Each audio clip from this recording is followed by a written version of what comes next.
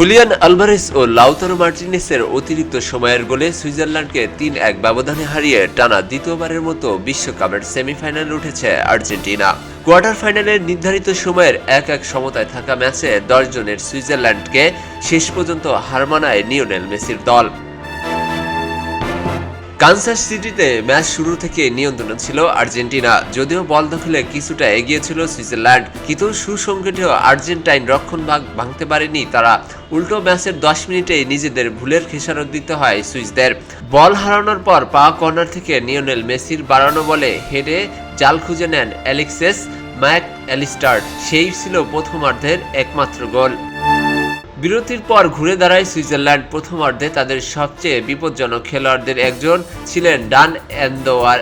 ৬৭ মিনিটে রদ্রিগেসের সঙ্গে দারুণ 1-2 পাস খেলে বাইলাইন ঘেঁষে বক্সে ঢুকে ডান পায়ের নিখুঁত শটে এমিলিয়ানো মার্টিনেজকে পরাস্ত করে তিনি।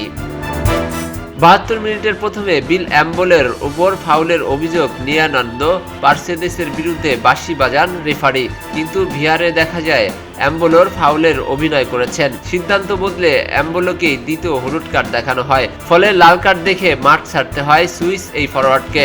মাঠ ছাড়ার সময় কান্নায় ভেঙে পড়েন অ্যাম্বোলো। একজন বেশি নিয়ে খেলেও নির্ধারিত সময়ে আর গোল পাননি আর্জেন্টিনা। তবে অ্যাম্বোলোর লাল কার্ডের পর ম্যাচ নিয়ন্ত্রণ পুরোপুরি নিজেদের দখলে রাখে তারা। নির্ধারিত সময়ের ১-১ সমতার পর অতিরিক্ত সময়ে দীর্ঘক্ষণ সুইস রক্ষণভাগ ভাঙতে না পারলেও শেষ পর্যন্ত হুলিয়ান আলভারেজের ব্যক্তিগত নৈপুণ্যে আসে কাঙ্ক্ষিত গোল।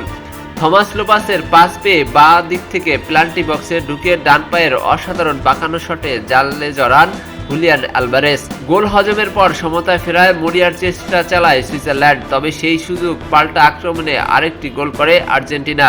লাউতারো মার্টিনেসের গোলে ৩-১ ব্যবধানে জয় নিশ্চিত করে বর্তমান বিশ্ব চ্যাম্পিয়নরা।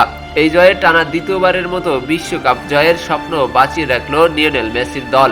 সেমিফাইনালে তাদের প্রতিপক্ষ ১৯৬৬ সালের চ্যাম্পিয়ন ইংল্যান্ড।